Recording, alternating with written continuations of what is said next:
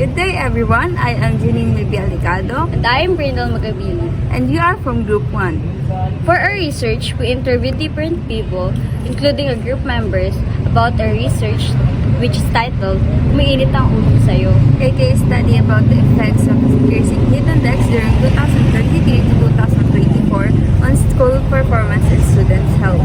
So, ready na ba kayo manood? Ready na ako. So, palaanin natin yung interviews. Bye! Have you experienced health problems that is already affecting your performance at school?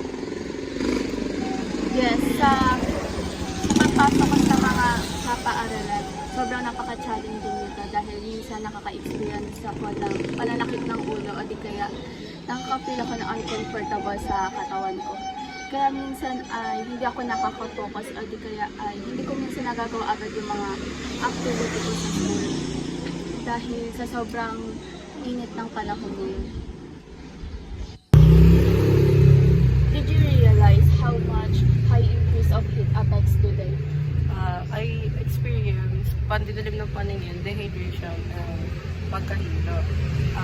Ito also, I realized na na-apektahan yung mga students. Na-apektahan yung productivity ng mga students. And then, nagiging parang nagiging lazy sila or tinatamad sa mga gagawin nila dahil sa sobrang init.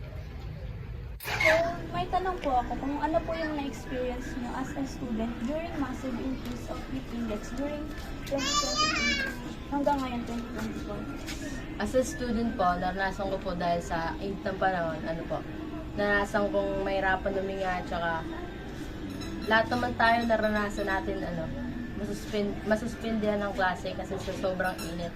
Mas nag-adjust tayo sa mga gawain kasi sa sobrang init, lagi nagsususpend. Diba? What is heat index and how it affects your performance in ACADS as a student? Heat index is the increase of heat temperature than usual. Heat index have many impacts on my performance in school. Especially we can't focus and study well because it's hot, and it can also make us feel irritable and uncomfortable as a student who's learning in our classroom. How does heat index affect your performance at school? Medyo naapektuhan po yun, yung pag-aaral ko dahil sa sobrang init. Kasi pag pumapasok na ako sa school, sumasakit na yung ulo kasi sa sobrang init nga ng panahon, gano'n. Tapos masyadong hindi na ako active sa mga pinapagawa ng mga teacher naman. Yun lang po. So, for conclusion, na-observe namin na karamihan sa sinagot namin sa interview is nahirapan because karamihan sa amin is hindi ka or kaya yung iba may kamag-anak or sila mismo is naka-experience ng stroke o dehydration during that time. So, for importance of this research, ang importance ng research na to ay para maging aware tayo about sa nangyari this 2023 at 2024 na heat index at para mas maging aware din tayo kung sakali mangyayari ito. So, sa next video is nag-share kami ng mga tips na pwede niyong gamitin just in case sobrang init ng panahon. So,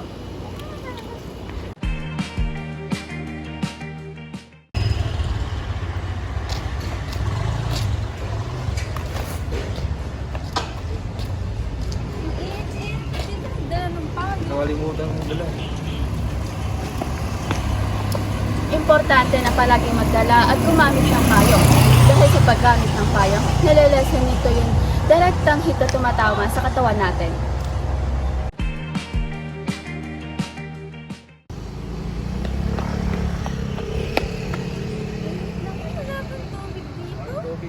Tubig kayo dyan.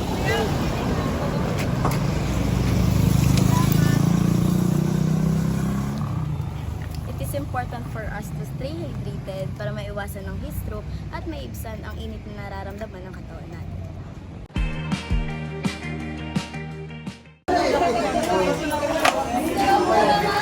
Do you know that it is important to go and avoid going to coffee days like this? And it's important na hindi tayo masyadong pumunta sa mga taong lugar because there's a lack of air that comes in. Hindi tayo masyadong nakakahinga dahil nga sa maraming tao. And This which leads to heat exhaustion and heat stroke. Okay, so good morning, class. Good morning, Okay, sorry to announce, but class suspended tayo today para maiwasan yung paglabas-labas ng bahay dahil sa sobrang taas ng init ng panahon. So, goodbye, class.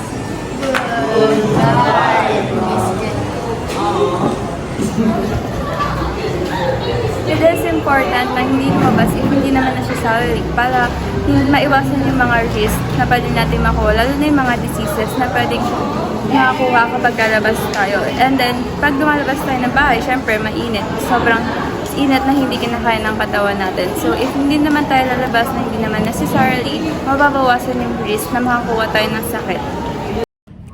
Good day everyone, I am Jane Nibe Alicado. I am Brindle Simagabilin. And you are from Group 1.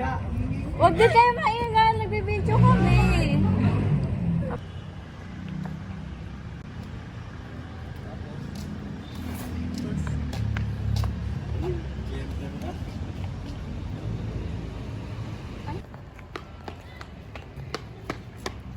Init naman, wala bang tubig dito?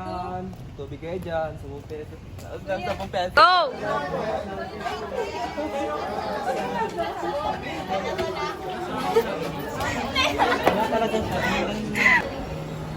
Okay, so good morning, class.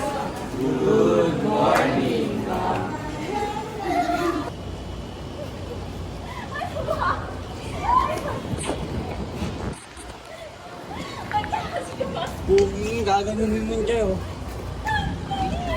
Oo, human drone, oh.